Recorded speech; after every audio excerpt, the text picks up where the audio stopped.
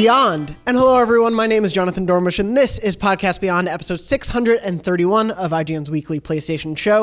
If you're watching the video version, it's a little bit of a ghost town around here. We're recording after a 3-day weekend.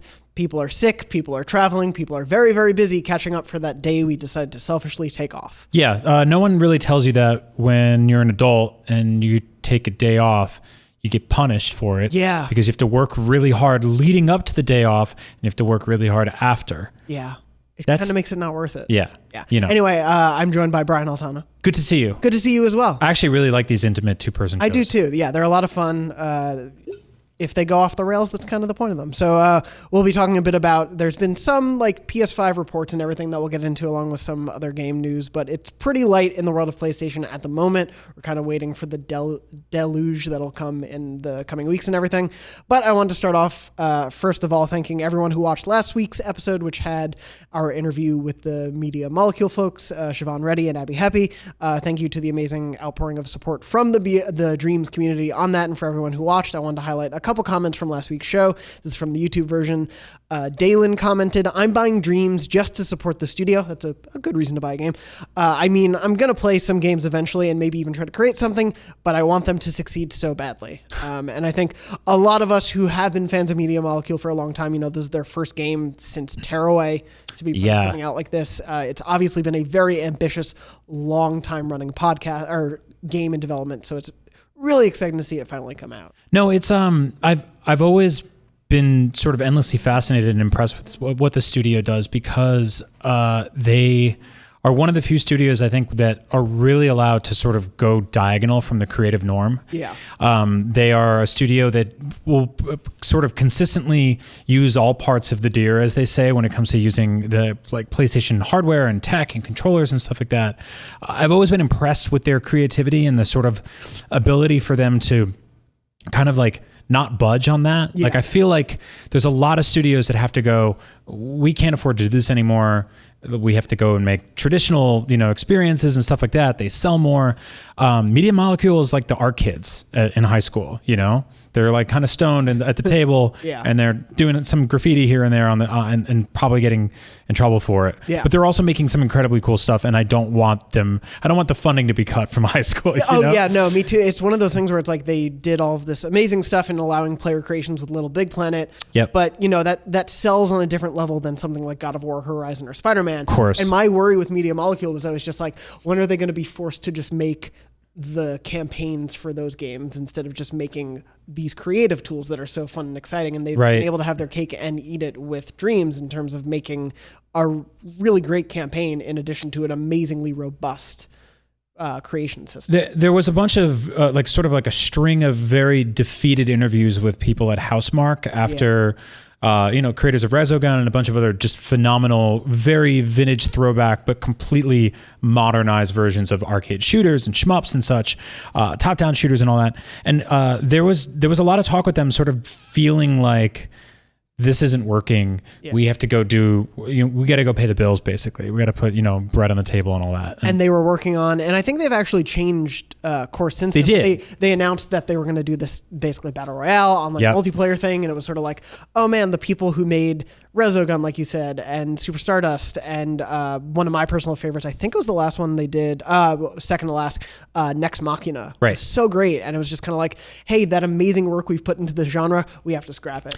It's I think it's the difference between a studio that has to chase trends and a studio that can do what it wants. And many studios aren't lucky enough to do the latter, obviously. They have to sort of do the stuff that pays the bills. And it makes sense because like it's very tough to convince people to buy in on something brand new. And something like Dreams is, to this second, still pretty tough to explain for a lot of people and sort of unquantifiable. But now that I've spent time with it and you've spent time with it, it's a incredible suite of creativity. But on top of that, it is also this completely insane, almost like YouTube shuffle style battle royale of games and ideas and nonsense and short films. And like it reminds me of something like when Mario Maker first took over, where people were like, I don't want to make stuff. I just want to play with other people made. Mario Maker sort of asks you to really be like a hardcore platforming aficionado, which is a very specific, though wildly popular and though always has been, genre. Whereas Dreams, like, it doesn't. While it's not tied to like $1 billion IP and one of the most recognizable mascots in history of pop culture, it does remove that by just saying you don't have to be good at platforming games. You don't have to be good at games, period. You can come in here and play bootleg Tetris. Yeah. You can come in here and watch the first 6 minutes of A New Hope remade with like bizarre puppets. You can watch the incredible Darth Vader scene from Rogue One. Yeah. Recreated, but you can also play through a very simple but earnest and well-made game that someone this is their first thing they've ever made in terms of gaming. And it's incredible, the scope of that. Yep. It reminds me a little bit of, it's a very different thing. And I think Dreams definitely has a leg up on it, but it's sort of that like discussion about VR we all had where it's like, you just need to try it out to understand. And with Dreams, it's like, you just need to see 2 to 3 things to understand the scope of what Dreams can be. Right. If we can get 3 to 5 different creations in front of you, you instantly go like, oh wow, there is untapped potential here for limitless stuff. Yeah, I mean the idea of sort of God of War, Spider-Man, The Last of Us, Death Stranding, Days Gone, and Dreams all hanging out at the same house party, all underneath the same roof. Yeah. That is PlayStation exclusives. That makes me so happy. Me too. Because it's not, I don't feel like there's a running joke with a lot of people who don't like PlayStation, who are wrong, who say that, all PlayStation exclusives look the same or are the same. Like, I don't think that's true at all. No. There's obviously similarities between a lot of them, right? Sure. It's a lot of sort of dual protagonists going through a gritty, dilapidated environment or zombies. Parent-child relationships. Exactly. Hunting is a lot. But yeah, for the most part, when you move away from those like very base sort of comparisons, there is a wide breadth, and we talked about it with McCaffrey last week too, but just the fact that MLB The Show is a part of the stable of Sony exclusives too. There is a wider berth, and seeing that Dreams even widens that further and puts that power into players' hands is really cool. I totally agree. Another comment just from that week on the Dreams train is Project Genesis in the comments, part of the Dreams community, said the community for Dreams alone makes Dreams worth it. Like Lucy was saying, it's the most positive community I've ever been in, hands down, and filled with crazy talent. And OMG, thanks for the shout out in the podcast. Project Genesis was shouted out by the Media Molecule team. And of course, that's something that Lucy and I talked a lot about with them, but I think we say anytime we bring up this game, it's just like, wow, they are the nicest people. It is incredible and fulfilling and nurturing in a way for someone who's like scared and intimidated to want to jump into this creation suite. Is like, look at the people there around it and the positivity that they exude for the simplest creations. I mean, the idea of going in there and being mean is not even, first of all, I don't even think it's possible. No. Second of all, even if it was, I don't think people would take advantage of that because it just doesn't feel like the right place for it. Yeah. Though Max over the weekend did text me, I don't know if he showed it to you, there is a subreddit called Dreams XXX. That does exist. Okay. Yeah. Anyway, last comment. Did they run out of other stuff to look at? Yeah. There's no. You guys should check out the internet. Yeah. I know Dreams is trying to be expansive, but the internet has a lot of stuff on it. Anyway, last but not least, I did want to give a shout out to someone in the comments on the YouTube versions of the show who, for several weeks now, has been putting in amazing timestamps for the show. Real_Sergeant_Tom. There were a few weeks where I was out and not able to put timestamps in, and Real Sergeant Tom jumped in and put really lengthy and detailed time codes in. And then there have been a couple people who get mad and are like, why haven't they been putting time codes in? And honestly, Real Sergeant Tom has been doing a better job than I was. Yes, thank you so much. I was letting them handle the reins. If they want to stop, I'll jump back in now that, I'm back for the foreseeable future. Actually, not next week, but whatever. And happy to make those, but you're doing such a great job. I didn't want to take away that from you. But again, let us know. Yeah, thank you, Tom. But yeah, I do want to give a shout out to Tom, not Tom Marks on the show. And feel free to timestamp this part right here where we give you a shout out. Yes, because you've please earned do that. I also wanted to just quickly mention the IGN store is open. We have an official merch store now. Go buy there's specifically a Beyond shirt. You can buy it in a few different variations. Go buy that. As silly as it is, the more support you show those shirts, it helps us be able to say, hey, we want to pitch more shirt ideas for each show. And seeing that there is a wealth of people who want to buy shirts for a specific show, will be like, okay, yeah, let's try out more types of things. Yeah, I will say it's a little different than the way we've done sort of merchandise in the past, because outside of just like IGN stuff, which, obviously you guys are listening to, you like, but maybe you don't want to wear on yourselves, although you should have a Beyond shirt or a big sweatshirt. We also have officially licensed stuff from Marvel, Star Wars, Nintendo, all kinds of stuff like that. So yeah, there's a bunch of really cool Star Wars shirts on there that all like look vintage looking, and yeah, I'm excited to jump in there and pick something up. Yeah, for sure. And so if you haven't checked it out, it's store.ign.com. We'll take you there. I think there's an early first week special discount possibly going on, but we've talked about, and we may be able to in the future do some beyond specific discount codes. So look out for those as well. But yeah, the more you get specific shirts based on different shows, we'll be able to do more designs. That's why we mentioned the elderly Irish woman shirt last week. And I'll say more later. Anyway, why don't we jump into actually talking a bit more about the recent news in PlayStation and the world around it. The first thing, Brian, I want to bring up with you is something that broke over the weekend, I think late on Friday, that essentially there was a report from Bloomberg that the costs of building a PlayStation 5 currently are allegedly around $450 per unit. That is to create. That's not Bloomberg saying that'll be the price, but that's saying how much it is just costing PlayStation to manufacture it. The Bloomberg story says, quote, forcing a difficult price-setting decision in its battle with Microsoft. Continuing on in the report, these high costs have caused Sony to take a, quote, wait-and-see approach with PS5's price, which they've talked a bit about in the past, which is different from past console launches, as Sony usually sets the price the February of the release year, with mass production starting in spring. For comparison's sake, which Adam Bankhurst, I believe, who wrote this, yes, our freelancer, noted PlayStation 4 originally retailed for $399 US and was estimated to cost $381 USD to manufacture. So if all things were roughly exactly equivalent, the PS5, if it cost $450 to produce, would be at least $470 to reach a similar gross margin. Right. That's, of course, just a pure apple-to-apple comparison. Obviously, there's a lot different going on from one generation to the next. Yeah, does that account for sort of like for manufacturing costs in terms of like boxes and like shipping to retail, brick and mortar? I think it is a pure just assumption of what the cost for just parts like are. the parts. Yeah. And because it's the same way you see like when a movie makes X amount of money, people are like, yeah, but how much did you spend on marketing? Exactly. You know? Yeah. So as Adam went on to continue writing from the Bloomberg report, the biggest problem Sony is facing in regards to the PlayStation 5 is a, quote, reliable supply of DRAM and NAND flash memory. One of the main reasons for the scarcity is that these parts are also in high demand for smartphone makers. And so this obviously, to me, points to as sort of Sony's recent earnings call. They don't know. They're not sure what the price is going to be. Right. Though that also makes me a little worried that the price may be higher than we want. Yeah. Because $450 to manufacture it, like to me, $400 is the sweet spot.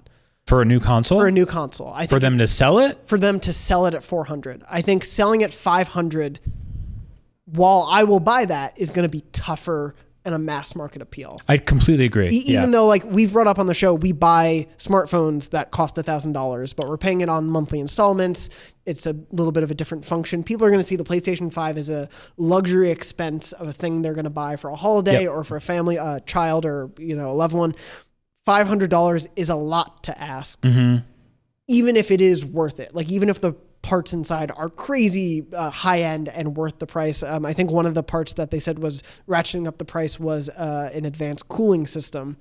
And given that my PS4 Pro sounds like a jet engine every time I turn it on, I will pay for that happily. I agree. Yeah. But totally agree. What do you think this means sort of like for Sony's general state in figuring out the price? Like, I'm hoping it doesn't mean they haven't landed on a chipset yet, because I'd rather them go, toe to toe with Microsoft in terms of price rather than cheapen out on a chip now and be underpowered at launch compared to what looks to be Microsoft's two offerings. Yeah. Or at least one or the other, right? The smartphone comparison is interesting. We're always talking about that. The thing that's odd about that is that, many of us do get a new phone every 2 or 3 years. Some people get one even every year. You'll buy a new PlayStation every 7 years, hopefully. I mean, although this time around, we did a mid-generation jump. Yeah.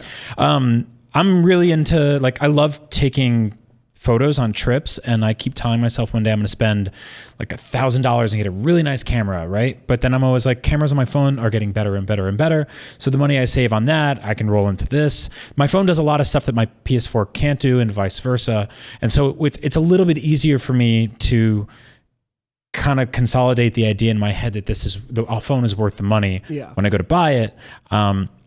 Because I bring it with me everywhere and I use it all day. Whereas my PS4 is like this, or PS5, to me, like this luxury thing that's waiting for me in my entertainment center, my living room when I get home. I can use it for video games. I can use it for Netflix, but I can use everything for Netflix, right? So it's going to be more about, how powerful is this thing? And the message they're going to have to send is, how powerful is this compared to a high-end gaming PC? Yeah. And that's where the conversation is going to get interesting, because on the high-end gaming PC side, people don't have any qualms whatsoever spending premium dollar on it, because that's just something they're accustomed to do. On the console side, when the PS4 launched at $399, we were like, that's great. Yeah. I remember okay, that stings a little, just because spending $400 on anything ever is a lot. Yeah. But $500 is definitely one of those things where it's that tips it over the edge. Yeah. For a lot of people. Oh, for sure. For a lot of people. It's funny how that $100 difference can mean so much, but I do really think it does. And I think Damon Hatfield and I were having this discussion a little earlier today of what console has been the more expensive and come out winning. Right. And I can't really think of one necessarily. The Xbox was more expensive than PS2. PS3 was more expensive than 360. And even though they evened out by the end of the gen, 360 took the lead in the beginning. Yep. And then the PS4 has handily walked away with the win for this gen, while the Xbox One started off at a higher price. I'm not sure where the market share is right now for mobile phones, but I know that Apple's able to sell at a higher sort of price point than their competitors generally, and they're seemingly doing okay, right? I don't know. I don't think they're dominating the world or anything like that, but because there's so many manufacturers out there now. That's a really good point, though. I think it's something's got to give, right? We expect basically the power of $1,000 gaming PC in a $400 box, and that's not going to happen. So it's either going to lose in specs, or it's going to raise in price, right? Or a little bit of both. Yeah. And the specs thing is really interesting, because right now we're all basing our assumption of how powerful these two are going to be based on a leak and some reporting that has corroborated that information was authentic where it came from, but those numbers could be out of date. They could have been slightly wrong. They could be running in a very specific way. The teraflop to teraflop comparison obviously also depends on how the rest of the system is working together to make the performance work correctly. There are so many variables at play that I don't know really how far apart these are going to be. And I can't imagine we're going to see a huge power deficit. We're assuming the Series X will be the most powerful. Yeah. But do you think the PS5 will be right around it, or severely underneath, or where do you think the two are going to fall? Speculation. I think it's going to fall between the two models that Sony launches, or that Microsoft launches. I think the thing that I'm worried about as a PlayStation fan is that Microsoft has, I think they have a war chest that we're not really taking into account here. Yeah. And I think monetarily, you mean? Yeah. And I think that they're capable of, or willing to, maybe take a hit on losing money. I think they're looking at the Xbox thing as a brand, and they were sinking money into that brand to get it bigger and bigger and bigger. They now talk about Game Pass as much as they do Xbox. Exactly. And so I think that maybe they're willing to sell a console at a significant loss on their behalf just to get first to 10 million and get it out there. I think for a lot of people that won't matter, because it comes down to, we spent the first 10 minutes of the show talking about exclusive games, right? The most powerful Xbox in the world can't play The Last of Us 2. Yeah. It just can't. It plays its own games, right? Yeah. And this time around, it doesn't even do that. And so, like I said, I'm excited for the new Xbox. I'm buying a Series X on day one. I want to keep reiterating that, because I feel like when we're vaguely critical about anything here, people take clips out of context and they're on my Twitter feed, and I have to defend myself. So I'll just do it here. Should I do 2 equal clips of hating things just so people can pull out each of them? We've actually tried that in the past. It's still, they ignore the other? People adhere to a confirmation bias and grab the one that it doesn't, it's fine. Whatever floats the fanboy boat of the week, right? Yeah. And so, I am worried about that, because it's not so much that I really care about Sony as a business, whether how much money they make or how much money they don't make. If they lose $50 on a console, I don't care. What I want is to make sure that when third-party games come out, I'm not playing a inferior one for the next 7 years, Yeah. or that I have to jump in a year or two and pay out of pocket as a consumer to get an upgraded console on something they should have had on day one. Yeah, That's my concern. I would rather pay a little bit more upfront Yes. to know I have a thing that has parity, to Yeah. not have to worry about that 2 or 3 years down the line of obsolescence. I'm completely with you. As much as I believe they will try to find a way to get us to do mid-step generational jumps again for consoles, I do think we are, like, I would so rather PlayStation put in the money, and like right now they're saying it's $450. I was saying I think 400 is the sweet spot. I will pay 500 for a PS5. I'm not going to pretend I won't, because I do want to play whatever the next Horizon is, whatever the next God of War is. Like, I want to play those, and I am willing to shell out for that. Right. I don't know, but obviously Sony is weighing how much is a mass audience willing to do that. Obviously, people who love PlayStation games are going to do that, but they are probably looking at how much are the people who buy Call of Duty and FIFA going to do that. Is the PlayStation 500 going to be a running joke? Oh God, like, yeah. Or is that sort of good brand synergy, thing, yeah. right? I don't know. 500. Here's what you get. Yeah, I mean, I don't really talk to my wife a lot about like significant purchases I make. We generally trust each other with stuff like that. Yeah. But it did start 2020 being like, this fall is going to be pretty expensive for me. Yeah. You know, that's just the way it is. And so I'm sort of quietly putting some money aside, being like, I don't know how much is this going to sting, but I know it's going to sting a little bit. For sure. Or a lot of bit. Yeah, it's a weird thing, and I do think we are going to be in a bit of a guessing game for a while. Like, I legitimately am still holding to the belief that Sony will not go until Microsoft does. Like, right. I think they are willing to wait as long as they need to tell us what the price is, especially if this Bloomberg report is accurate and they're still trying to figure out how to keep the cost down. Because I don't think, like we've talked before in the past, that consoles would take a little bit of a hit at the beginning of a generation, even if they weren't making money on each console sold, like console manufacturers wouldn't. But with that like estimate of, it cost $399 and they were roughly producing them, that doesn't count all the other, factors right. of a console, but it cost them $381. I can't imagine they would take a $50 hit on the parts and then factor in all the other costs. Yeah, I totally agree. I totally agree. And I also think that like this sort of like game of chicken that they're playing is crappy for consumers. Oh yeah, I don't think it's a good thing. I just they're gonna keep no, totally. Because I think that the sooner we're adults with jobs in quotes, right? Sure. And so we're able to even though we live in the most expensive city in the country, I don't know why we're located here.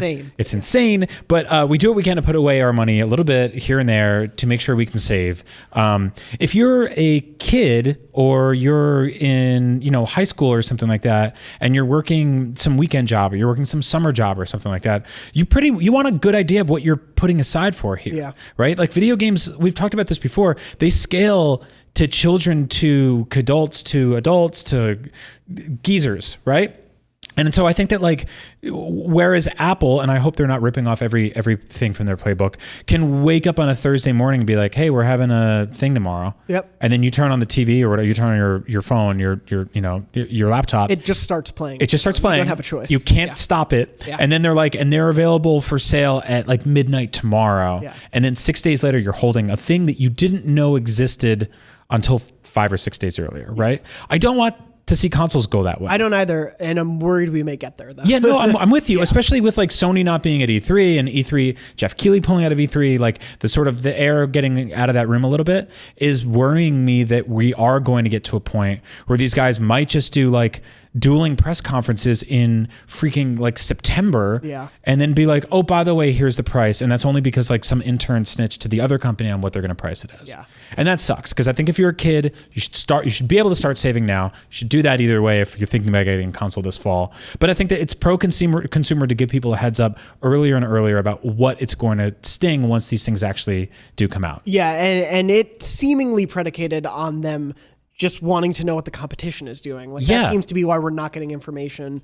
I could be wrong. There could be a million factors, but like because they've been so reticent to say anything, that's what it feels like. And you can sort of sense like just reading subreddits and comments and just the like bubbling over of just tell us something already. Like that's how it's been for the cycle of news in the gaming industry has trained us to now want as much as early as possible. through no fault of the industry itself and, our shows weekly having to discuss news and everything. But like, we've seen this drought of Nintendo Directs. It's been so long, and they finally just announced the Animal Crossing Direct. It's been like the longest period, I think, without a Direct in years. And it's like, we used to not get any directs. It used to be twice a year we'd hear news and that would be it. But now it is like, if we're not getting news every few weeks, what is the point? It's totally crazy. get it. But like, that's where we're at. And well, I think that's when Sony got kind of burned out on, there was like E3 press conferences, Gamescom press conferences. Then there were, like Comic-Con integrations, and then there was a PSX. Yeah. And, amidst all of that, you're expected to basically put out news constantly. We are an insatiable group, right? We are like, we're driven by this lust for entertainment. Like that's the nature of who we are as gamers and fans of this medium and this industry. And so, I do wonder if people will eventually start to jump ship from either side, just because they're going towards whichever company starts saying anything. Yeah. Like we got this trickle of information from Microsoft at the end of last year, which it seemed like a weird thing to do on a day like that, because I think we all felt like, we're going to get more and more like this, right? And then we just didn't. It's been quiet. And now in retrospect, that's the biggest news we've gotten about next gen happened like on a random like Wednesday in December. It's like the Batman Arkham logo teases just writ large. Yeah. And it's not the way I want to know information. I'd rather, like, if the Sony PS5 website says, hey, we're not quite ready to tell you, I wish there was just some sort of sense of like, we're not quite ready, but in a few months we'll let you know. Yes. Because it could be tomorrow, it could be September. Like, and so strange. Like the Batman game tease, it's like, at least we know at the end of that rainbow, there's a quantifiable $60 purchase, maybe with some stupid DLC or whatever. But that is going to be a boxed copy of a $60 video game with a Batman logo on the cover, and it's probably going to kick ass, right? I have no idea what the hell I'm going to be playing this fall on these potentially $500, $600 consoles. It's kind of nuts. Yeah. Luckily, we have so much to play in between them. We do. Like, yeah, it's going to be a great year, but it's just one of those where it's like, man, this is the biggest topic, and there's so little to say quantifiably about it just yet. And whose fault is that? It's mine. They wouldn't tell me. I keep DMing Herman, and he doesn't respond. And I'm like, hey, buddy, what's the news? They haven't set up his email yet. Yeah, it's crazy. I just try hholst@sony.com and it never works. That probably works. Anyway, yeah, it probably does. Anyway, just to wrap up the Bloomberg report, it also claimed, surprising I think no one, that Sony is planning on releasing a new version of PSVR, which will go on sale at some point after the launch of the PS5. I assume the holiday season after. There's no reason to release the two of those things at the same time. No. PSVR will be backward compatible, so you might as well give people a reason to buy into this ecosystem before the new thing is also more expensive. Yeah. It doesn't surprise me. I'm really happy to see it. I love PSVR. I love so many of the games for it, especially internally, Blood and Truth, Astrobot, so many things. So like, I'm glad to see that continue. Yeah, I'm wondering if the PlayStation 5 will sort of give that thing a slight or noticeable jump in quality in the same way the PS4 Pro like made it a little bit better. Yeah. I wonder if that's possible. I hope so. I mean, we are like, I love the PSVR and I love a lot of its games library. It is now getting to be the weakest of the VR offerings because Oculus and HTC Vive and just the Steam, I forget what it's called, but they've been upping the game so much. Steam Link, thank you. So yeah, I'm curious to see what they do for the next generation of PSVR. Because again, it was a smaller thing this gen, like only 5% of the PS4 market bought it. Yeah, that's not noticeable. That's 10 million people. Yeah, or 5 million, but still. Yeah. It's the best-selling VR headset as far as we know. As far as we know, or at least it was when the official numbers came out a couple months ago. Ever since I got the Quest, it made playing the PSVR. Something I sort of hesitated to do just because it's a slightly more involved setup than just grabbing a headset, putting it on, and all of a sudden, I mean, all the Quest wires. even Quest even has hand tracking now. Yeah. And so you literally don't even need like controller batteries. It's amazing. I really loved my experience with the Quest, and obviously it's more expensive, but I hope we see some of those innovations in PSVR 2, whatever. Me too. Right now, the reason I'm keeping my PSVR is because of the exclusives on it, because anything like, that's kind of on cross-platform, something like Moss or Beat Saber, like playing it on Quest is a no-brainer for me. Yeah. But Quest doesn't have Blood and Truth, and it doesn't have Iron Man Astrobot, VR, Iron Man VR. which I can't wait to play more of. They're Resident doing Evil 7. Yeah, exactly. They're doing some crazy stuff with Iron Man VR to use the PSVR tech to its fullest potential. So I'm excited to see what they could do with an Iron Man 2 on PSVR 2. Yeah. Moving on from all that speculation, a little bit more fun speculation for you. This dropped, I think, in between episodes as well last week. I don't know how dates work anymore. There's an AI patent filing for Sony. I don't know if you read this. I feel like that's a very radio thing to say. I don't know if you read this in the news as well. Anyway, there's a thing about an AI patent. It's crazy. Sony essentially patented this thing called the in-game resource surfacing platform. And it in the patent, it describes a scenario in which a player is stuck in a video game that they may need help to overcome. And a quote from the patent, "Many video games have hundreds of thousands of individual items for users to earn, find, or purchase and use within the video game." So the idea is that the AI would learn the in-game resources that people are using the most, basically giving, contextual data. Oh, 5,000 people use this item. Well, if you want that item, you can buy it right now for 99 cents instead of grinding for 10 hours. And the AI can suggest things to you based on similar players or the community at large. It doesn't say that there would only be microtransaction-based things. It could possibly be, here's the best, way to get around this, or here's maybe like a YouTuber's perfect platforming thing. That's sort of something Stadia wanted to integrate and we're still waiting for. But essentially, the bulk of it sort of raise some red flags in terms of like, oh, here's another way for them to charge you money. Yeah. And this isn't definitely a thing that's being integrated. It may never see the light of day. Obviously, they are going to, the way I've sort of been, setting this up is they obviously are going to patent the way they can make money off of a thing because they're patenting these things to make money. So I'm not surprised that aspect is there. I don't know if I would ever use that though. This feels, and maybe this is the pessimist in me, this feels like something that will be rolled out underneath the disguise of accessibility. Yeah. And will quickly and rapidly become something nefarious and predatory. Yeah, that's my gut. Yeah, we talked about this on Next Gen Console Watch. It really reminds me of the free-to-play mobile market. Like, it very much feels like the thing of like, you play 10 levels in the game. Oh, do you need some help? Just spend 99 cents and you get 100 more pieces of ammo or 70 more dragons to merge. Like, whatever it is, they, find ways to build that in. And the biggest worry that Miranda brought up, Sanchez, when we were talking about it, is like, I don't want this to affect game development because I don't want, an exec at a game studio or a publisher to be like, it'd be really great if you could find a way to get $5 more out of people at that point. It'd be really great to figure out 3 more areas to put money in. Like, which is 100% what some developers will do. Will likely happen. Like, through no fault of the people wanting to make creatively interesting games. Mm-hmm. That will be obviously high-end money-making decisions. But that is where this can, obviously we're jumping from a hypothetical patent to the end-all horrible idea of, microtransactions. But it is a worrying thing to see how easily we could extrapolate that. Absolutely. And it's also, and we've this has obviously been a industry-wide concern for a while now, but what makes this stuff predatory specifically is that a lot of this stuff funnels into what is basically gambling. Yeah.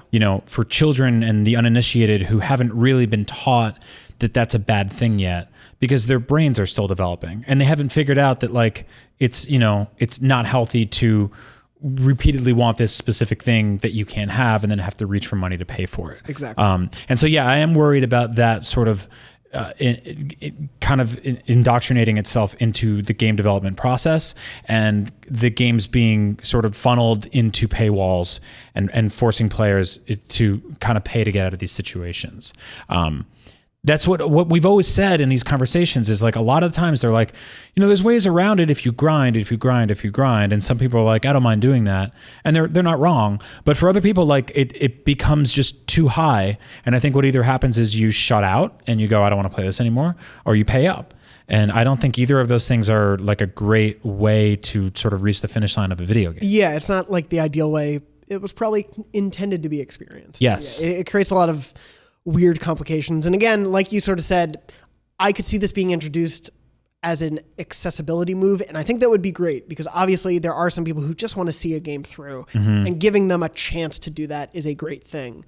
Giving them a chance to do that and finding ways to milk money out of them is a much different story. Right. And I don't know who would be policing this technology at the end of the day. Like if Sony would be like, developers, go do what you want with this tech, or it's built into the system and Sony polices it. Like there's so many variables about how it could easily get out of hand. Yeah. Which I think is the worry. And like all of these things, I think some developers they're gonna nail it and it's gonna be a good thing. And for others it's gonna be gross. Yeah. And it's gonna wreck some good games too. Yeah. If you look at the like when Mortal Kombat launched recently, the currency with a K or whatever, the triple currencies they did, quadruple currencies, that all kind of stacked and funneled into each other were like a huge like kind of sticking point for a lot of people. Yeah. It was a big pain for like I remember watching like tutorial videos on like how that actually structured. It felt like a pyramid scheme that you would do at like a timeshare, because it was insane. Yeah, it's nuts how that stuff can get in. Yeah, and I think like with a lot of things they sort of like, they quieted it a little bit and they kind of leveled off a lot of the biggest issues with it. But Battlefront 2 thing, right? The same deal. It took early adopters to be like, this is broken. Yeah. And it sometimes that stink gets, carries on that game forever. Yeah. Like even if that game as it has like improved a ton since then, they've really changed that market from launch. It completely ruined the viewpoint of that game. No matter how good the stuff is. Totally. And you know what? Like having spoken to people in general about what happens at studios with stuff like this, it is rarely the actual artists and the musicians and the animators and the developers coming in and saying, we got to do this. Yeah. It's always pressure from shareholders above. Yeah. And they go, how do, put this in here and maximize your profits here. Yeah. And then ultimately, no one knows who those people are. Yeah. Right. And so they get absolved of all the guilt from it. And who gets attacked on Twitter? It's the devs. Yeah. And even if we do know who they are, they're not on Twitter. Right. They don't care. Right. They have lives to lead with all of their money from microtransactions. Exactly. So obviously, like I said, that patent is just a patent. We don't know if it will ever be implemented, but just something to keep on your radar, especially as we get into the next gen. Two other quick things news-wise. First is, speaking of pyramid schemes, help me out, guys. Sony announced the PlayStation Player Celebration, in which you can win exclusive prizes. Something in the studio just jumped or hopped. It sounded like a small pebble. I think a screw just came out of like a piece of equipment and hit the floor. So perfect. I don't know. Hopefully it's not the ceiling. Our producer Borba has no idea. So we may all die mid-recording. If that happens, Beyond. Enjoy the PlayStation 5. Enjoy it. Yeah, we will enjoy it. Maybe. Yeah. Who knows how the afterlife works. Anyway, they're doing this Players Celebration to essentially have fans enter a contest and you can win exclusive prizes and everything. It basically works by everyone who signs up for this thing needs to play games and win and acquire trophies. And if you know me, I love trophies, not as much as Greg, I know, but I love trophies. So they want you to play multiple games. The community must play a target number of games for each stage. Every PS4 game that each entrant plays for at least an hour will count. Meanwhile, earn trophies. The community must earn a target number of trophies for each stage. Up to 6 PS4 trophies each entrant earns each day will count towards a goal. So only earn 6 a day. Don't earn too many trophies in a day. Trophies earned from games with the multiplayer mode count double. Whoa. Yeah. So that's great. That's not fair. They're way harder to achieve normally. Yeah, it's usually but I'm a single player guy. Yeah, me too. Anyway, so there's 3 different stages of this. You win exclusive themes, avatars, dynamic themes, etc. But I believe one lucky winner. Let me see if I can find this. One lucky winner. Is it one? Yeah. By signing up, you'll also have the chance to win an exclusive PlayStation kit, which includes a real-life PlayStation Platinum trophy engraved with your PSN ID, a $100 voucher to the store and voucher for some games. But anyway, a real trophy. That rules. I want that real trophy. It is totally random, but I want it. By the way, we've talked for years now about how Sony should rip off the Microsoft thing of like making customized Xbox controllers. Yeah. That's great. Steal it or don't care. This PlayStation trophy thing. Yeah. Should be an option on their store. You should be able to buy those. Yeah. And you should be able to get it engraved with your PSN ID. Perfect. Or maybe like the hardest trophy you've ever, like the hardest trophy you ever got in like the game. The nameplate can be the trophy of your choice from a game. Yeah. And you put your name on it. Because you know me, I don't really go for platinums often. I'm going for the one in Bloodborne right now, which is not only... We mentioned it, guys. Yeah, there it is. And gals. Not only tough because the game's tough, but because like you have to go through some incredibly...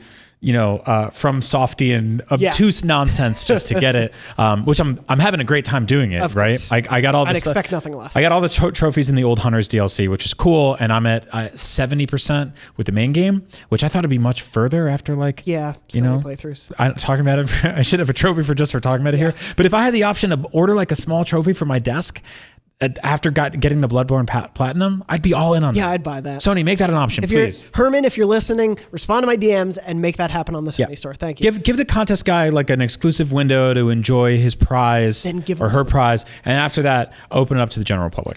Last thing on the news front I want to mention, in addition to my Ponzi scheme to win this trophy, is just very briefly, unconfirmed, but apparently on the box art for Final Fantasy VII Remake, the Blu-ray cover seems to confirm it's a 100 gigabyte download, which is quite a bit. Obviously, if you have a base 500 gig hard drive, that is a fifth of your hard drive. If you have a terabyte, that's a tenth. There are very few games that initially reach that number. Right. I believe it was Red Dead Redemption 2 got a lot of press for its very high number. I think it was either 70 something or 100 gigs. Oh, Red Dead 2? Red Dead 2. No, it was 100. It was 100. Yeah. Okay. Because I was forced into getting Comcast when I moved a couple years ago. Yeah. And I downloaded Red Dead on PS4 and then downloaded it on Xbox One. I bought the game twice because I was like, I want to play this at even better quality or whatever. Actually, I think I bought a 1X for it. And I got a letter from Comcast being like, you've used most of your data this month. Like that was for Red Dead. Right? I can't wait to break up with those F-words. Yeah. Actual worst company on earth. Yeah, it's pretty bad. But anyway, so that is a huge dent on your hard drive. And Brian, you had brought this up to me before the show, and I did want to bring it up because what's really interesting about it is, especially as we go into next gen, figure out games are only going to be larger. Yeah. And especially with like DLC and add-ons, like Spider-Man is a really good example in my mind where that game was below 100 gigs. But by the time it was on my hard drive with all of the DLC episodes, the updates that they were adding that included free extra content, my endless photo modes, like that thing was well over 100 gigs. And it's one of those things where it's like, okay, well, if I have a 500 gigabyte hard drive, that is 1/5 of my entire thing dedicated to one game. Yeah. The photos is a really good thing, a really good point too, because those stack up fast. They take up a lot of... It's like shooting in RAW or something like that. Yeah, and there's no good way to get them off except for posting on Twitter now. It's or copying new USB drive. Anyway, how is this going to work in next gen if probably the standard is going to be most games are that big? I think that's going to happen pretty regularly. It's absolutely insane to me that when I got my first MP3 player in like 2000, it was from a company called like, I don't even know if it was Lenovo or whatever. It was one of those companies that like is probably still around, but not the way you think. They just make mice. Yeah, stuff like that. And it was like this big and it held, I think, 6 songs. And I remember putting like half of an album on there or like an EP and like going around art school in New York City and just like listening to the same 6 songs over and over and over again and thinking it was the coolest thing in the world. And you fast forward to 2020 and your PlayStation 4 with a 500 gigabyte hard drive, which is the base standard. Yeah. Obviously it's easy to put an external hard drive and stuff like that, but the base standard one that most people have can hold 4 or 5 of these games. Yeah. Like we really haven't gotten, they're massive games. They're a lot more than just having one song, right? Of course. But we haven't gotten much better with this stuff. No. I don't know why this is another one of those things that gets passed on to the consumer. Nintendo is notoriously bad about this. Yeah. Especially with a Switch. It's like, with the Switch, yeah. Hey, here's a very little bit of internal memory. Buy a crazy expensive memory card, right? That maybe we support. Yeah. I think when you bought a Switch at launch and Breath of the Wild, you already used up it's like 70% of your data because you don't even get the full 32 gigs or the full 500 gigs on PlayStation because the operating system takes up a bunch of that. And again, assuming the PS5 operating system will do that as well. You start downloading themes and avatars and taking photos and all that kind of stuff, and it adds up. Quick. It all adds up. Yeah. And so I want to say that anything under 2 terabytes is insane. It's also like, this feels like, why are we even having this conversation? These things, if you went on Amazon and you bought 2 terabytes, it would cost you nothing. Yeah. Comparatively, in the grand scheme of things. They make what, like, I think I got a 400 gigabyte SD card for my Switch that was, I think they were $350 when they first launched with the Switch. And I was like, that's insanely expensive. And now you can get them for like $60. Yeah, it's crazy. Well, it's so funny to think too of the original MP3 players, like the original iPods and everything. It's like, whoa, this holds 64 megabytes? Right. What? And now it's like, yeah, I can't fit more than 3 games on my 500 gigabyte hard drive. I have to delete things every time I get a new game. Yeah. And so it is a luxury problem to have, don't get me wrong. But it is a a funny thing that we're now having to contend with, especially as we get into more of a digital future, especially when you consider things like PlayStation Plus. Oh, I'm probably just going to be downloading games and forget they're on my hard drive for 6 months, and then that's what's taking up the space. There's all these weird factors. Yeah, and then downloading games with PlayStation Now, and also like on PS5, you're gonna want your backwards compatibility library, however that's gonna work. Yeah. Like it's gonna be very different than like diving in, with the Switch on day one, you're like, okay, there's only a few games I'm really into here. I can conceivably fit them all on my stock SD card, but I'm gonna buy a bigger one on the side. Yeah. The PS5 is, and by nature the Xbox Series X are extensions of the current gen consoles, in that they're going to carry over a lot of the stuff that we've spent years building up. Hopefully, giant fingers crossed, We don't even right? know yet. Yeah. We still don't know the full extent. And so, conceivably, day one, you could fill a 2 terabyte hard drive with just your old crap. Yeah. And so like throw in some launch games that are going to be gigantic, I imagine, and this is going to get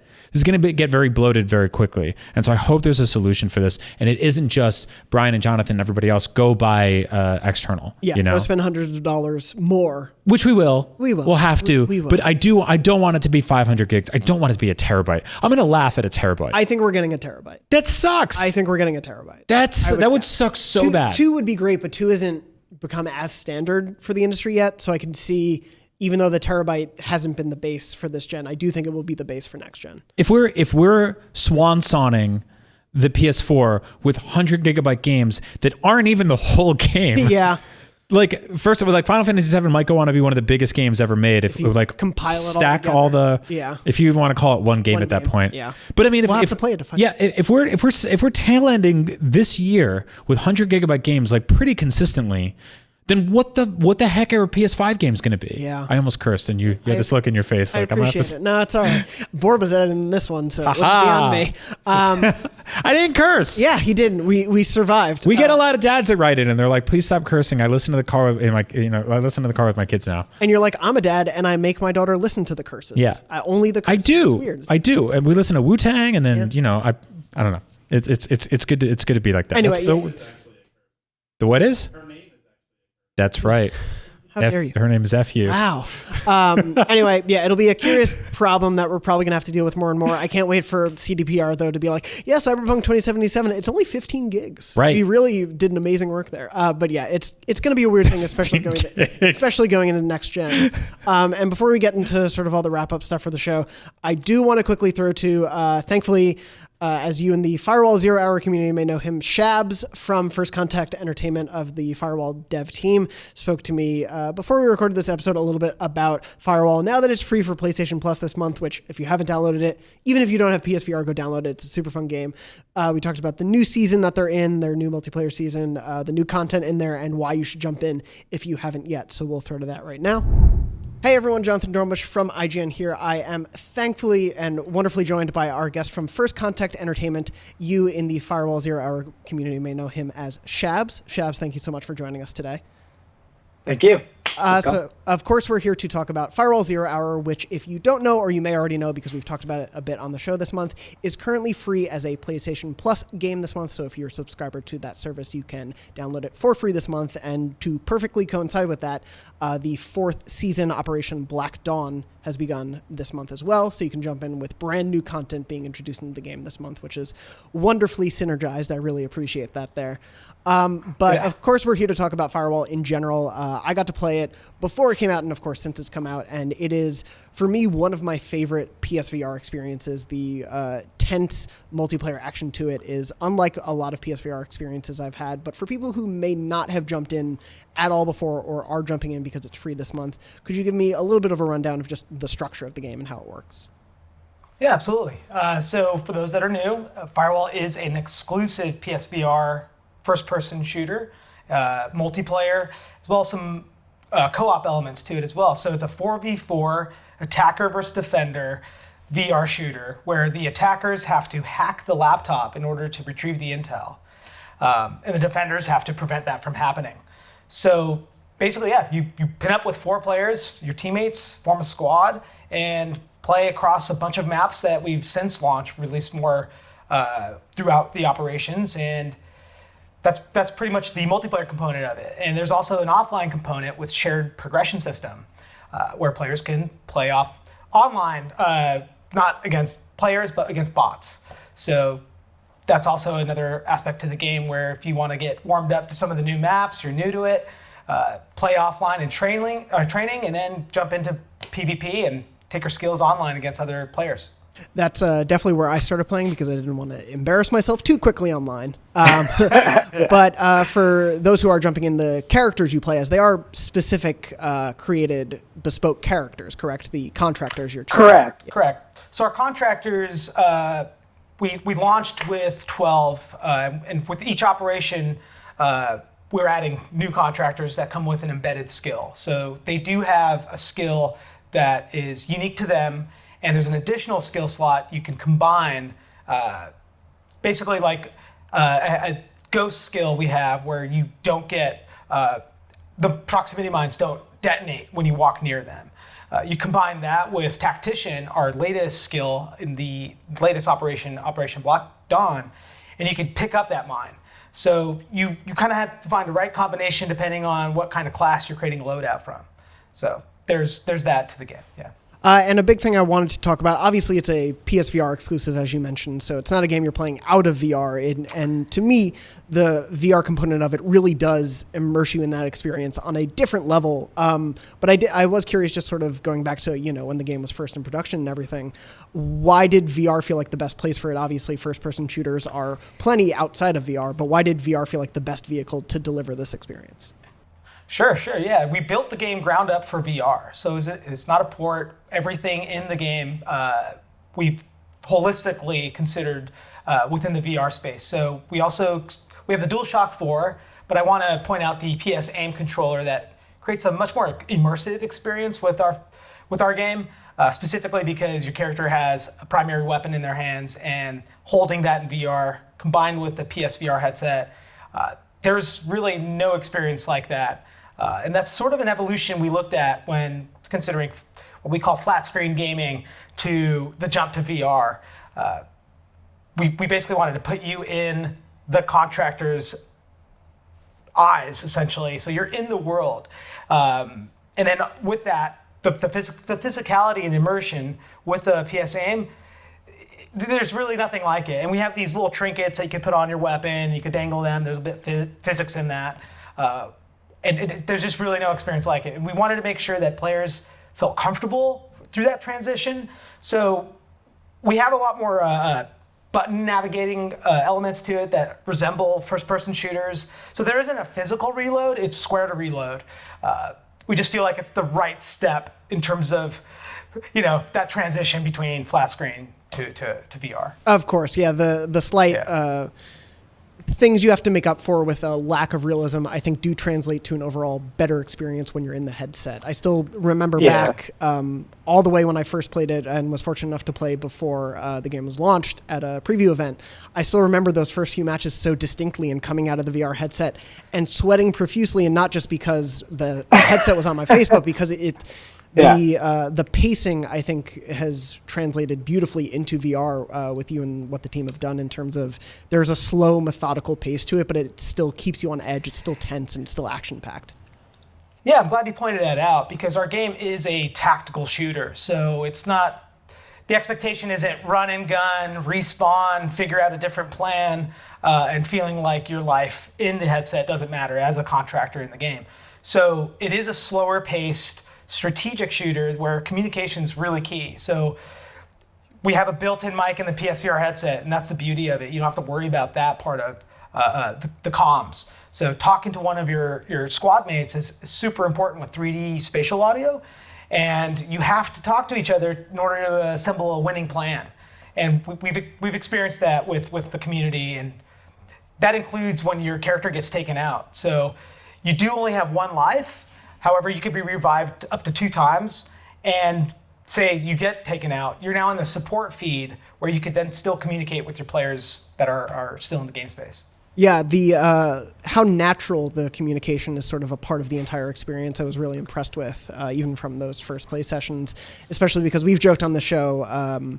Sometimes we watch so many E3 press conferences and big show conferences, and you'll hear chatter, and so many people are like, "Do people really talk like that when they play?" But to succeed in this game, you need to talk, and you start instantly feeling out that, okay, you take the stairs, I'm going to stay low, keep out for those blind spots. You start to get into the rhythm of actually talking like that team.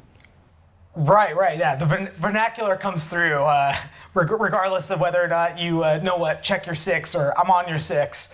That starts to become a normal thing.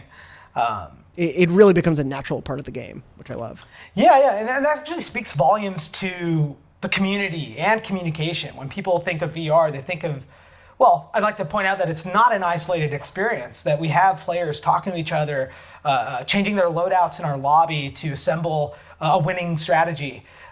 And they're helpful. So we have a lot of players since launch that are still with us today, which is exciting. We're now in over year 2.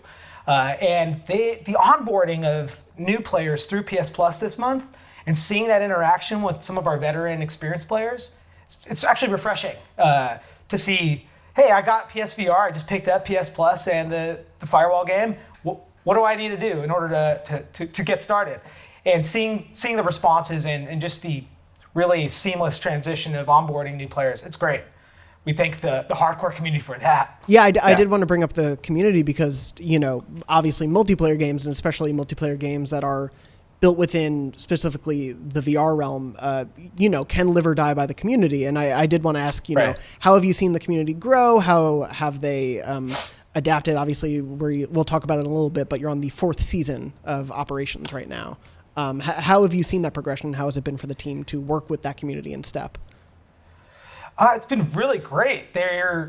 We've seen reports back through, everything from Discord channels to Twitter, all of our social channels. And we have Frank here, as well as our quality assurance team, assembling reports together to basically identify any sort of pain points within some of the equipment we release and some things we need to address in terms of exploits. And a lot of that feedback is driven by the community and how they end up using some of the new skills we reintroduce with new contractors in operations.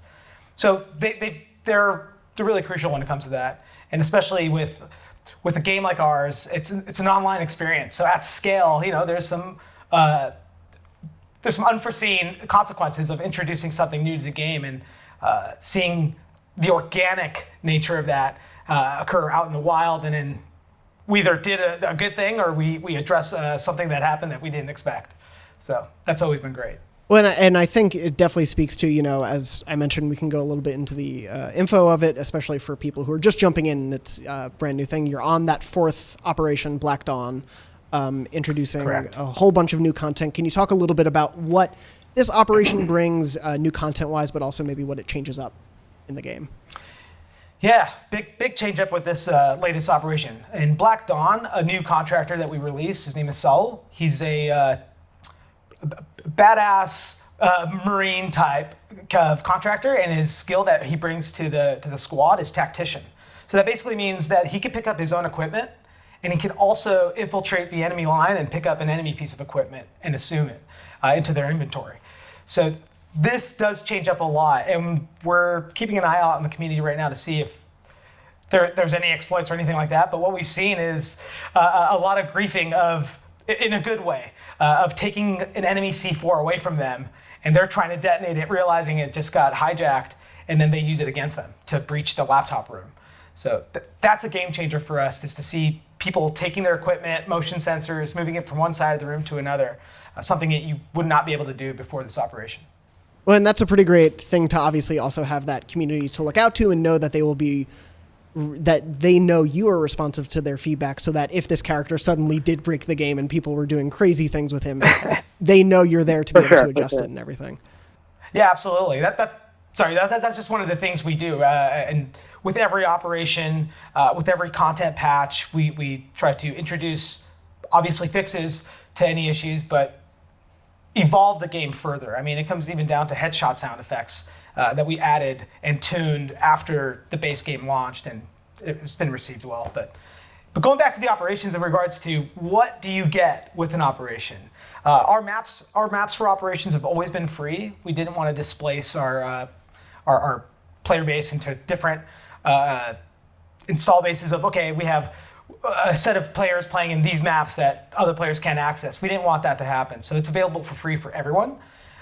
We have a cosmetic lineup with a meaningful approach to playing the game, as most gamers understand these days of, hey, I put time into the game and I want to be rewarded for it.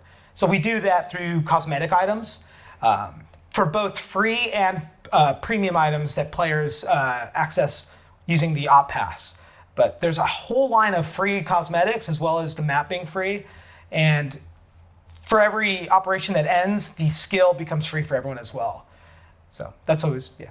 And can you tell me a little bit about the new map, Oil Rig, correct?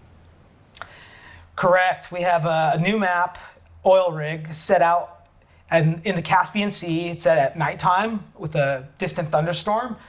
It's a map that provides a lot of outlets. There are grates that have been open and propped up, allowing players to jump down to the bottom floor quickly and evade enemy gunfire. It's definitely one of our tighter quarters, smaller scale maps, so action comes a bit faster than some of our previous operational maps. It's a tremendous amount of fun, that's for sure. We say it every time in the studio. We're like, whenever we make a new map, we always come out of playtest going, that's our best map. And it's kind of a funny thing nowadays that it's like, we say that about all our maps, and that's a good thing. Hey, it's always good if you can keep topping yourself, yeah. One up each other, yeah. What does sort of go in for you and the team, like philosophy-wise, for a new map? Because obviously there is a very specific cadence and tactical nature that you need to consider that teams will play, but you want to give players some freedom in all that.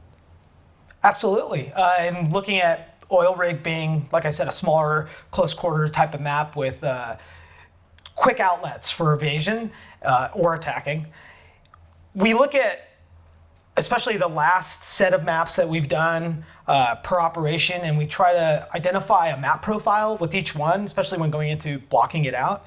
And that's what we're trying to set out to achieve, because some maps we're like, well, the last two maps have been very fast in combat. We want to make a bigger map that takes a bit more time to reach the enemy for them to assemble different plans. So large, small, daytime, nighttime, a lot of things are considered in order to create a better experience for the player. So not one map looks and resembles like the other. We want to create a strong variety.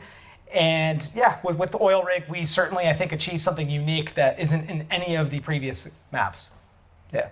I'm very excited to jump into it. And I am curious a little bit about, you talked somewhat about the new cosmetic additions that come with each operation. I was wondering if you could talk a little bit more about the sort of packs that are available to players with the new operation. Sure. This operation, we've introduced custom reticles, so you could now customize your reflex holosight with a different graphic. That's something we've not introduced up until now. We have trinkets, we have face paints, we have camos that you apply to your weapons and your character, your contractor. So it goes from headgear to torso gear, pants. So you can mix and match to your liking. And the cool thing about that with VR is that you could literally apply your skin to your weapon and see it and hold it up and bring it close to your eye. That's something you don't typically get to do with any other title. And same thing goes for the trinkets that dangle off the side of your weapon. So those are the types of items you see. It ranges from face paints, clothing cosmetics, and little personalizations. I've definitely spent more time than I'd care to admit just admiring the changes I can make in VR to my weapons and the trinkets, of course. It's a very fun thing that you can get caught up and you're like, oh no, I should probably start a match now. Yeah, for sure. It's almost like a mini game itself, setting up your class loadouts. Yeah, it's a lovely little addition. I think speaks to sort of the clear attention to detail the team seems to play in all aspects of Firewall. Yeah, thank you. Sorry. No, go ahead. No, you're good. Sorry. I was just going to say, sort of as we're wrapping up and everything. Can you speak to a little bit? Do you have an announced window for people for how long the season lasts for? So people have an idea, or is that sort of a indefinite until you're ready to announce? Actually, to confirm the date, sorry, I'm just going to ask Jess what we landed on in terms of the end date for Black Dawn. It's May 11th. Mid-May. Okay, so this Operation Black Dawn is going to run up until mid-May, May 11th. So that provides enough time. So what we'll end up doing is creating some weeks where missions don't release, allowing players to catch up and to complete previous missions. That's actually something I'd like to go over too, is that we release missions every single week. Some weeks we choose not to, so players can catch up and get in the headset, accumulate enough XP and crypto to buy the things that they earn. But each week, 3 missions are presented to the player. One's a free mission, one's a premium mission, and completing those decrypts the bonus mission, which provides another piece of cosmetic if you have an op pass. So 3 cosmetic items a week if you have an op pass. 1 each week is free for everyone. Awesome.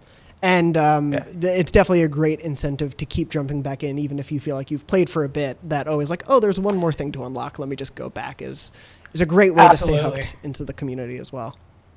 For sure. Before we wrap up, I did want to just ask you, seeing the game evolve from its launch in 2018 up till now, what has the team been most excited about to explore in the sort of post-launch life? And what are you hoping to continue, creating for the players? Well, we definitely take pride. I mean, our team really takes pride into the maps and environments themselves. A big takeaway with adjusting and changing the way players play is a skill. It's the one thing that definitely disrupts or influences certain other elements of gameplay that exist in the game. And that's why we see the game evolve in terms of the game mode and the meta. So that's basically the one thing I think we want to make sure that with each skill, it changes the way players play the game. And it keeps the game fresh, keeps the game alive. And then that skill can be combined with various other skills. So that then provides enough content for players to kind of mess around with, take a look at their loadouts and create adjustments. And then for us to keep an eye on that to see, well, what's the next skill we can do? If that did what we wanted to do, the next one should one up that. Same thing with the maps internally. Yeah, it's really exciting to see how those skills interact with one another, and it does keep the gameplay feeling so fresh even after, dozens of matches. There still feels like something exciting to explore because those skills mixed with the players can really just create brand new experiences each time. Yeah, another thing too, because we are a live game, we try our best to keep people on their toes, and that comes down to the laptop locations, player spawns. We have some toggles here, and our designers like to change up our live tuning tables to then directly affect the game out in the wild. So you'll notice, this laptop area no longer exists and it's moved over here. And that presents a lot of different challenges for players, and one of them is to learn how to adapt to those new locations and use our signal jammers in a different way, and then that keeps the attackers on the toes in terms of looking for it. So there's various things outside of the skill that affect gameplay that we like to kind of keep our community on their toes through our live table. It's not always through a content update. We have basically a bunch of knobs here on our end that we adjust that they take notice, and that's how privy they are to the game. They're so aware of locations. When we change them, they know what happened. So. Not too devious. We do our best with. We want to expose all the changes we do in regards to even weapon values. We don't want to be very hidden about that, but we want to be pretty secret about some laptop locations because we want the players to discover all the updates. We just let them know, hey, they've changed. Figure out what's changed. It's a great way to keep them on their toes. So when you're just feeling like you know a map, I have to readjust how I think about exploring this map. Absolutely. The layers of strategy you and the team have been able to create for the game has made for such a fun experience so far, and I can't wait to see where it continues to go. Thank you, John. It means a lot. But anyway, thank you, Shabs, so much for joining me for this. Really appreciate you taking the time. Likewise, thank you. Appreciate it. Of course, as we mentioned at the top, if you are a PlayStation Plus subscriber, Firewall Zero Hour, I can't speak anymore. I'm just so excited to go back and enjoy playing in. Firewall Zero Hour is available for free as a PlayStation Plus free game of the month for the rest of February. So if you haven't downloaded it already, go download it now. Even if you don't own PSVR, go download it now and then buy a PSVR soon to play it, because it's definitely worth hopping into it as soon as you can. Anyway, thank you sure. so much for joining me. Thanks, John. Thanks, IGN. Appreciate it, guys. Thank you again to Shabs for joining me for the interview. It was really fun to talk to him about that game. I think it's one of the coolest PSVR exclusives out there and definitely worth your time if you haven't downloaded it already. Yeah, please do. That game kicks ass. Yeah. Before we wrap up the show, I did reach out to the Facebook group because I wasn't sure. We ended up talking for a lot longer on some of those topics than I thought, but I did reach out to ask for some questions. It's okay. I'm glad. I got big mouth. We had this time. We don't have silly Lucy and Max getting in the way. Yeah, right? Talking about Dragon Ball and potatoes and weird thing. I don't know. Anyway, so of course I reached out for some questions. A lot of you responded to my very last minute Facebook post, which I appreciate. This was in the Facebook Beyond group, which is facebook.com/groups/podcastbeyond. The first one was Eric at the top asked, how's that KF draft going? I'm of course in a kind of funny fantasy league where we've essentially picked games for the year, if you haven't heard about this. And again, if you haven't heard about this in the news, it's this thing we're doing, the fantasy draft. And so I picked a slew of games, including Ghost of Tsushima and a few others. And over the year, depending on their critical reception, will earn points or lose points. And by the end of the year, one of us will be the winner of this league. None of the games that we chose have come out yet. No one chose Kakarot. So right now... Are we going by like a Metacritic here? It's OpenCritic. Oh, okay, cool. Yeah. So we have to wait to see how these games go. Between us. Yes. And I know we're pressed for time here, but between us, you and me, and everyone listening, which PlayStation exclusive for 2020 do you think will have the highest OpenCritic? That's a good question. That's actually really tough. I actually don't think it will be The Last of Us. Because even if that game is the best game ever made, I do think there will be a certain critical reaction to it that is, it's not as good as the first one. Right. And I think inherently there will be people who would maybe, like, again, I don't know how great that game, it could be terrible, it could be amazing, but I do think there will be a certain blowback just in the way conversations happen of some people being like, if it is great or better, I think some people will be like, it's not as good as the first or didn't impact me the same way. Or because it's more of the same, I don't think it's as good. Things like that, I think will bring it down a little, whether or not it's deserving of that. I completely agree with you. That's just me playing 4D chess with other reviewers I haven't spoken to. No, I completely agree with you. I think there will be a small sect of people who are like, this didn't impact me, or did we even need this? Exactly. And whether or not that's correct. We do need it because, I don't know, I want to play video games this year. They keep getting delayed. But yeah, me too. Hopefully it comes out. Honestly, I think it's either going to be, I'm trying to look through the list of all the ones that we chose.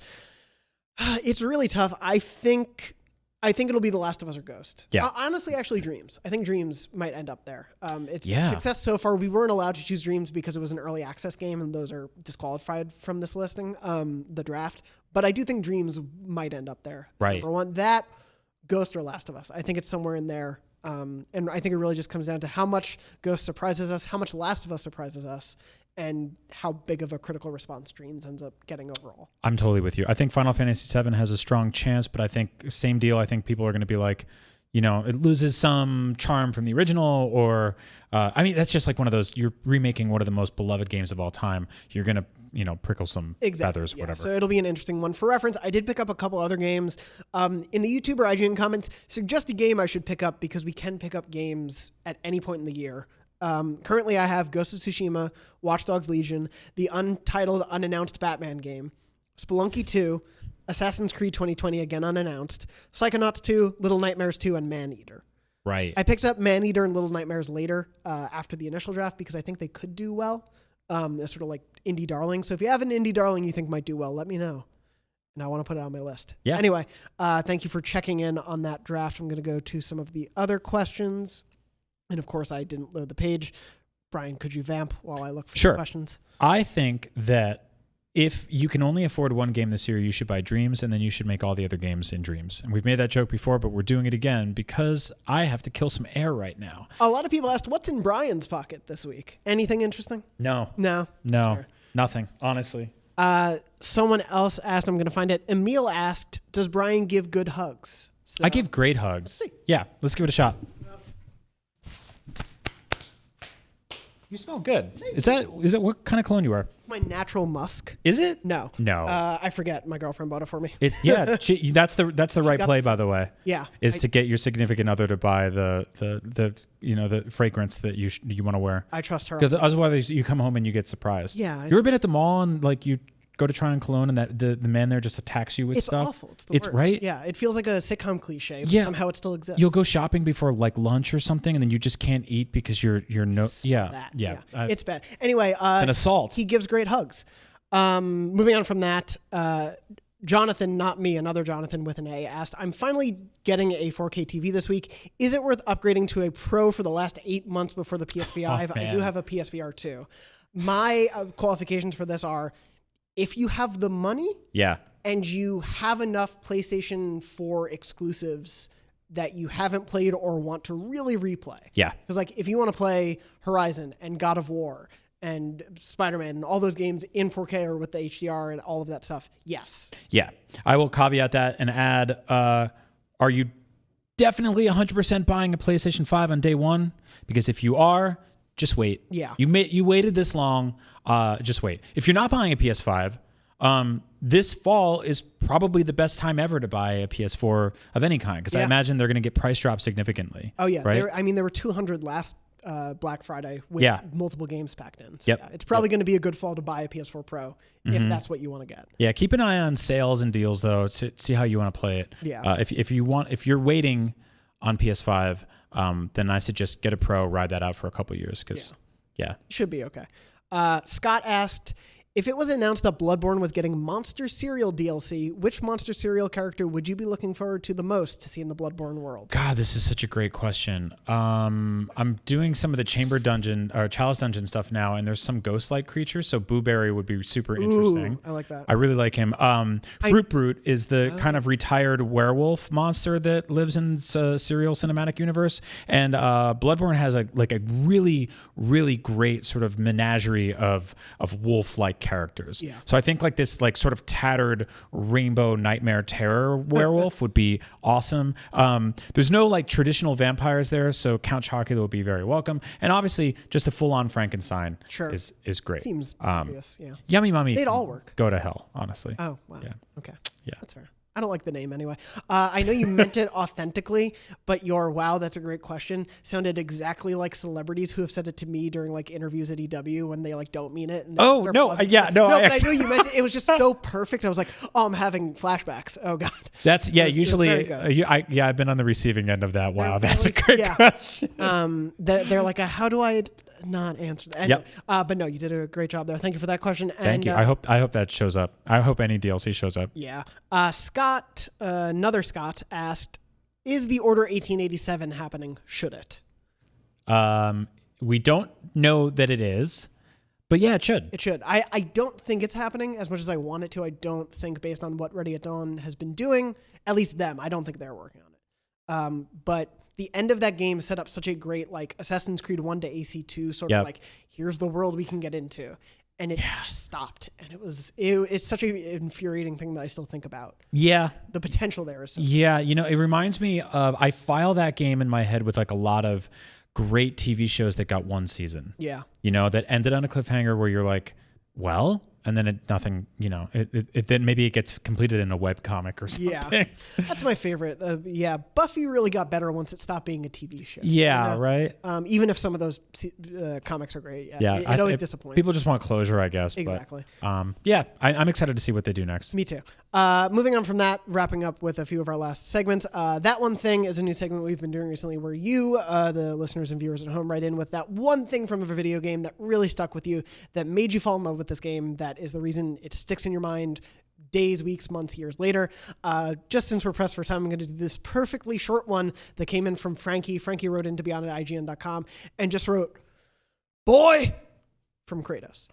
And that's great. It's hard. That has become like, it's become so memeified, and yet it never detracts from like the seriousness and the gravity of that game, despite how funny that line now is to me. It was a beautiful moment at the Game Awards. It's something that like I think the devs have even grabbed onto and used as sort of like a synonymous calling for all God of War fans. Yeah. It's like borderline a game mechanic in terms of how it illustrates the parenting structure there. Like, But yeah, that is the one of the most perfect one little things in PlayStation history. I love that. Had to read that. Obviously, we'll read a lot more in the weeks to come because we have plenty, but please keep writing in. Write into beyond@ign.com with the subject line, "That One Thing," and we'll read them in the weeks to come.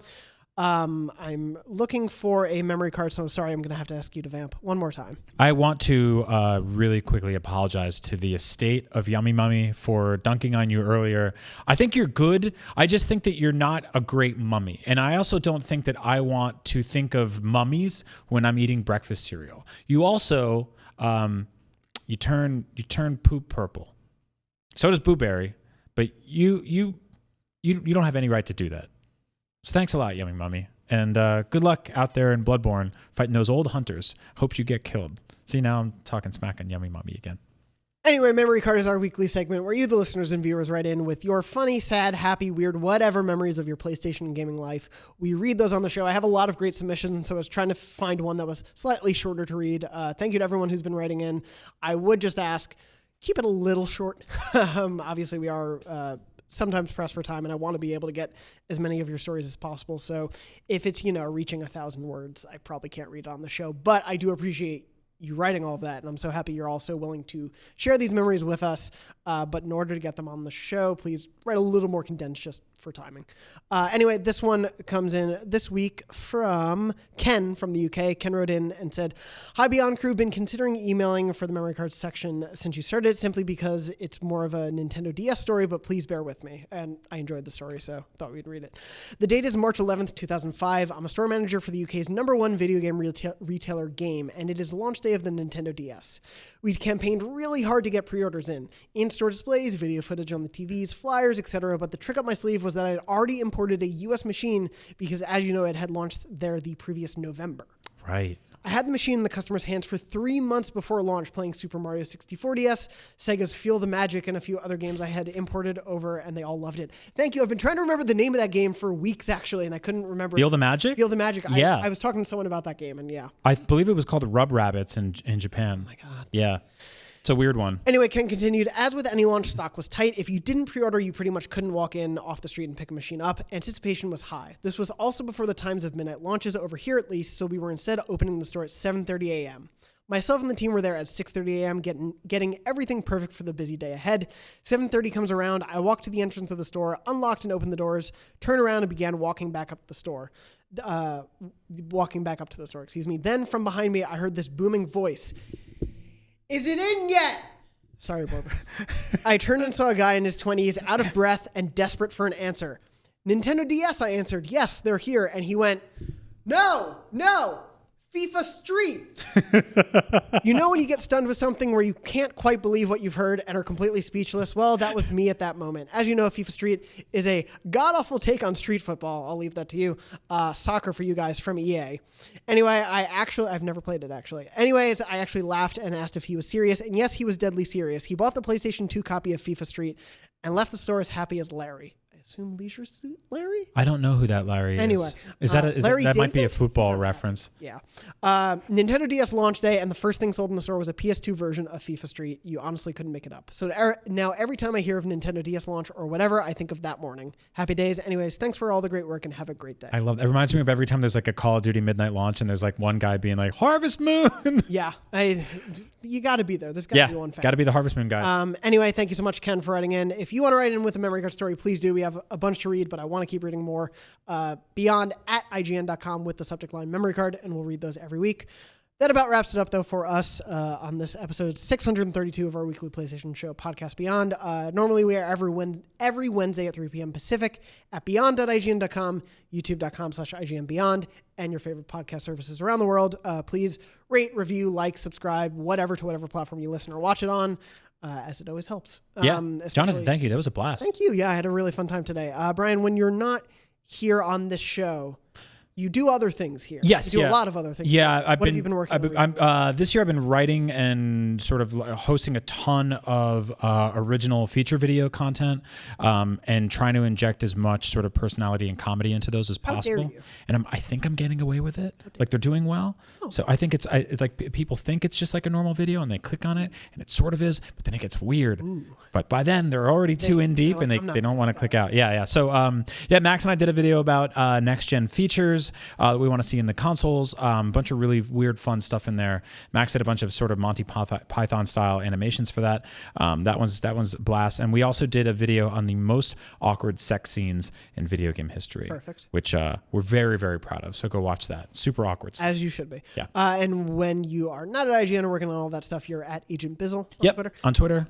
Instagram, or do you? Yeah. I'm Brian Altano on Instagram. Cool. So and mostly pizza.